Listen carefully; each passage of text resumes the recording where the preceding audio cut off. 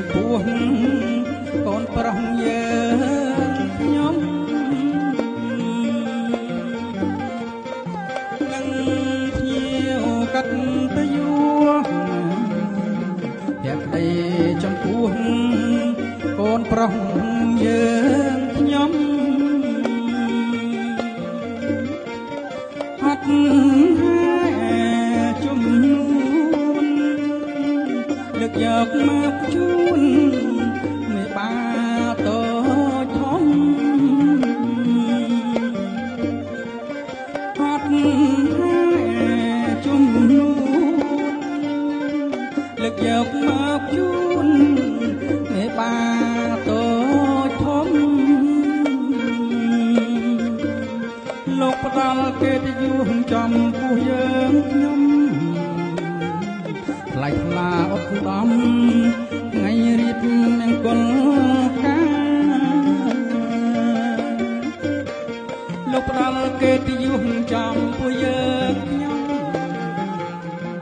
ថ្លៃថ្លាឧត្តមថ្ងៃមង្គលការ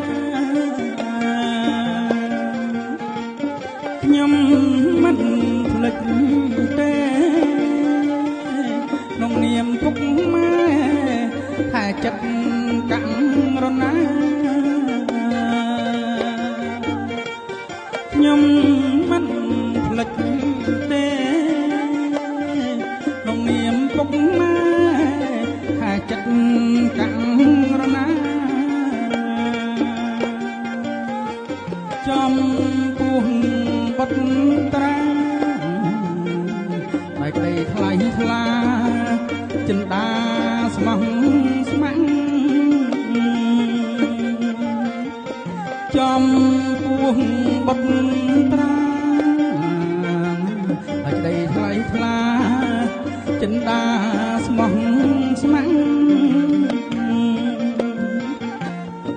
ក្នុងនាមពុកម្ដាយគ្មានអ្វីសប្បាយជាងមានមិត្តភក្តិក្នុងនាមពុកម្ដាយមានអ្វីសប្បាយជាងមានមិត្តភក្តិជួយដោយស្មោះស្ម័គ្រក្នុងនាមធាតរៈជាបងជាប្អូ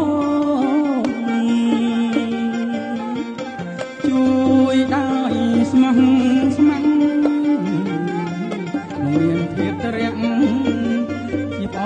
ងជាប្អូនសូមចាត់ទុកយើងខ្ញុំ